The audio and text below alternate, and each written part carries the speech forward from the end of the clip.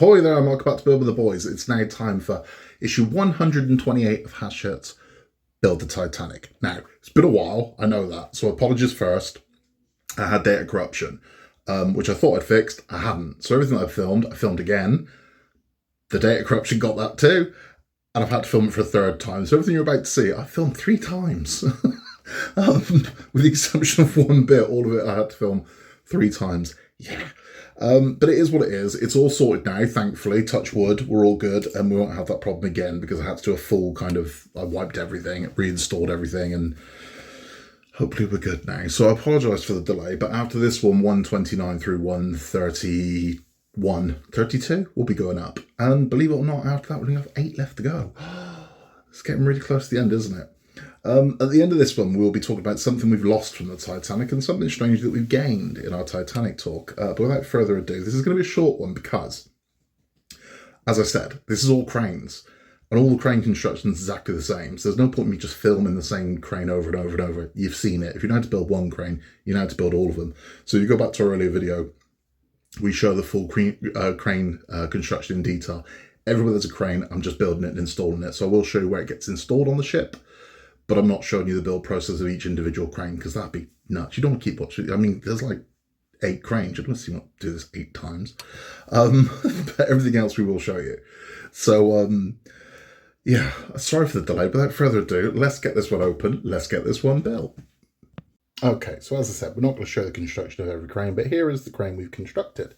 You should know how to do this by now. If not, you can go back and you can see the video on how to construct a crane. Now this one is going to go into here like so.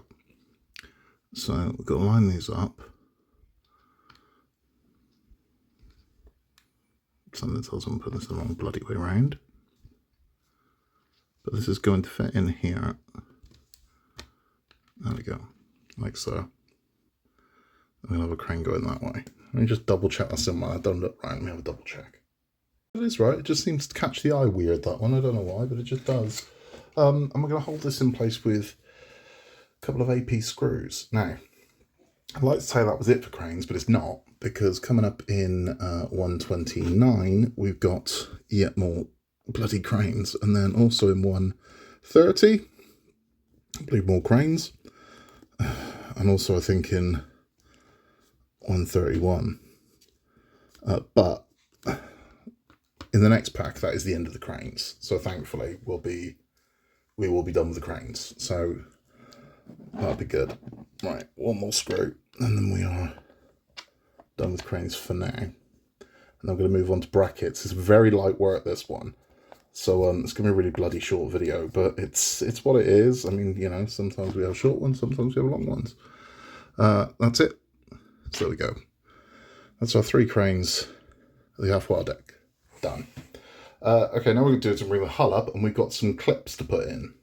Our hull up, you can see where we are here. That's our engine room. We've got these 2 brackets. We're going to put one here, and the other one opposing it here. So that's where those are going to go. And we're going to screw these in place with 2 AM screws. Now, because we're going to metal, we are going to use just a touch of 3-in-1 oil on the tip of the screws. And we're just going to put the tip in, screw them in place. It just makes it go so much easier. So I'm going to get those AM screws loaded up and we'll get these installed. Okay, so I have added a touch of 3-in-1 to the screw. Let's get this screwed in. Sorry, camera, you're going to have to move. Whoop, let's get it so you can actually see what I'm doing. Right, there we go. There we go. So that's that one in. Now we're going to put another one in there. We do the same on the opposite side. So that's that one screwed in, and that's that one screwed in. Now we don't have the support beam. Okay, support beam's coming in the next one. So the next one, I have a support beam going across there. Now there is one more. So at some point we're going to have brackets to go here and here for a final support beam. Now, those of you who are panicked about bendy holes, relax. Let's wait until we get there. The more of these that are there, the more the pins go in, the more this will relax. It's going to be okay, I promise you. And if it isn't, well, we'll figure it out, won't we? So don't panic. If you've got anything that isn't fit and flush or whatever, don't panic. When we get there, we'll get there and we'll sort it out together. That's all for this one. Let's have a chat. So that's it, nice and simple. I've got, like, I just did this. I didn't. But look, it's 3 times. But yeah, nice and simple. I mean, there's nothing too much to do with this one because you know how to build a crane at this point. So cranes are quite simple at this stage. The poop deck's looking good now because we're building up more and more on it. And we're getting that hole ready. We know what we're getting the hole ready for. It's to take all the decks. So all these braces and brackets have got to go in because what we don't want is sag. That'd be awful. Which is why I've kept mine kind of separate at this point because I don't want, 2 months of sag in the middle when it should be supported by something. We're looking good though. We're looking good, and we are at this point 12 away from the end. It's exciting times. It really is. It's crazy that we've been at this nearly 3 years. But we have, and it's nuts. If you just stick around for the build instructions, thank you for stopping by. If you stick around for our Titanic talk, we'll talk about something that happened recently. So it's happened last week. Well, it happened before that, but the first time we heard about it was last week. And we've lost something from the Titanic, very sadly. We've lost a railing. So the Titanic wreck itself, one of the most striking features of it in the dark was that the bow, the railings, were still intact. Well, we've lost a massive chunk of it. And see what I mean? Here's a picture from 2010 versus a picture of 2024, and you will see the side railing, the port side railing has fallen away, sadly. But this is it.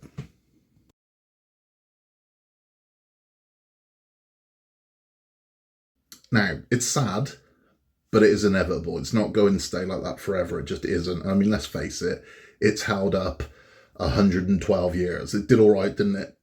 I think it earned its money. It held up for 112 years at the bottom of the ocean. It did all right. But we haven't lost the railing. The railing, they know where it is. So they've seen where the railing is. It didn't fall over. It fell onto. So it's on the it's on the bow. So it hasn't fallen to the bottom. It's on the bow. So, the company that found this is the exact same company that were involved in the Titanic submersible disaster last year. And they are part of Titanic Inc., who own the salvage rights of the Titanic. Now, there is an agreement between France, America, and the UK that will leave it alone. That we won't touch the stuff that's on it. It's recognised as a gravesite, but it is an agreement. It's not legally binding. It's like a gentleman's agreement. That's what it is. Titanic Inc. are a separate body. They are not representative of any one country as such. They're a business, is what they do, and their business is very much the Titanic. So whenever you go to a Titanic exhibition or somewhere, if you see a piece of Titanic or you see something that's brought from the bottom, they brought it up. But there was rules put in place because they didn't want further damage happening to the ship itself.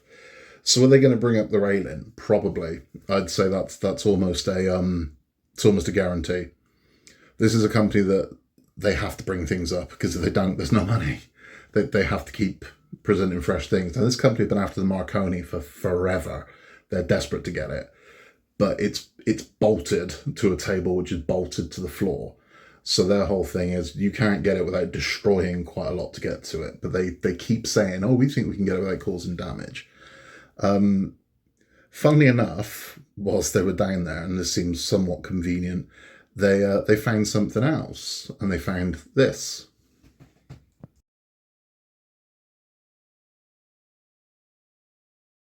So you'd be forgiven for not knowing what that was because you could barely see it, but it's a small bronze statue of a much larger statue, which is this statue.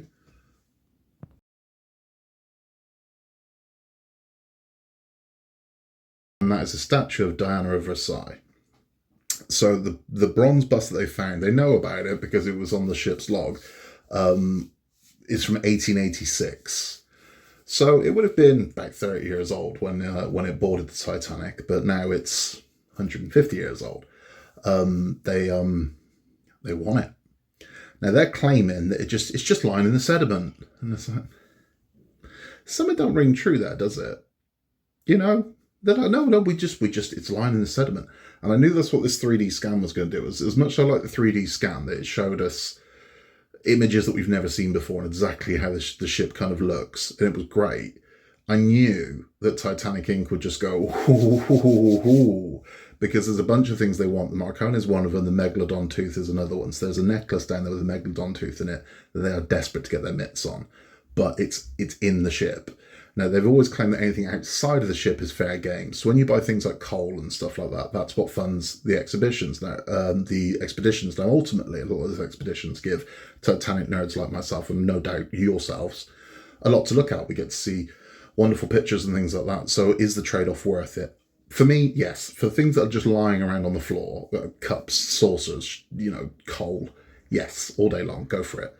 When you start messing with the actual ship and you start destroying parts of it and whatnot, purely for a buck, that's when I'm like, I don't think so. I don't think this is okay. And I don't know. I mean, we've got to take their word for it, but I'm having trouble believing no one noticed this thing was just there on the ground, and now all of a sudden it's there on the ground.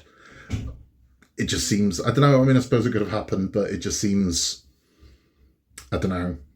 It's like, we don't know if we're going to bring it up. I'd be willing to bet they already have, but we don't know. We don't know. I mean, it's just speculation on my part. This is me being cynical, I suppose, one way of putting it. But what do you think? Do you think they should bring it up or not? Because I'm guessing the next spin would be, God, what if the rain had landed on it and broke it? We would have lost that, and we could have salvaged it years ago. Maybe we should salvage all these things and put them in exhibitions in Las Vegas and charge people $100 to get in to look at them. Maybe we should. I don't know. It's a really weird one. I just think you should leave it well alone, right, at this point. I do. I think as heartbreaking as the railings come off, that's what's going to happen, right? We have to be realistic about it. That shipwreck has probably got 20 to 30 years before it starts to seriously crumble. I mean, it's already going now, but we've got 20 to 30 years before it crumbles, and probably 40 years before it's just gone. It's due a massive kind of collapse at some point. And maybe we should just let it, But I don't know. Put it this way: if they figured out a way they could raise the whole thing and bring it back, they would do it, and they would. So it's, but they can't. So it's a weird one. It's a really strange one. I mean, part of me wants to see these things, but at the same time, I accept the fact that we should just let sleeping dogs lie and leave it where it is. But this is a company that rely on having new exhibitions. They rely on having new exhibits. So of course they're going to do this. So it's tough, it's tough, but what can you do? There's nothing we can do. If they're going to do it, they're going to do it. There's very little we can do to stop them, but it's the way it is. But something you can do to stop them is don't go and see the exhibits, because you're making it an industry if you do that, which is tough, because if they would say, oh yeah, we've actually got the Marconi, you're like, okay. You might want a processing, well, I'm not going to go see it, but you might go, well, actually, I kind of want to see it. So it's a tough one. It's a tough one. But that is all for this issue. I'll be back almost immediately with issue 129 through to 131. Thank you for stopping by. If you haven't yet, please remember to like and subscribe. You can contact us at buildingtheboys@outlook.com with any questions, queries, or anything you want to show us, or let us know. In a world we can be anything at all, just be nice, take care, and I'll see you very, very soon for more from Building the Boys. Take care, and I'll see you then.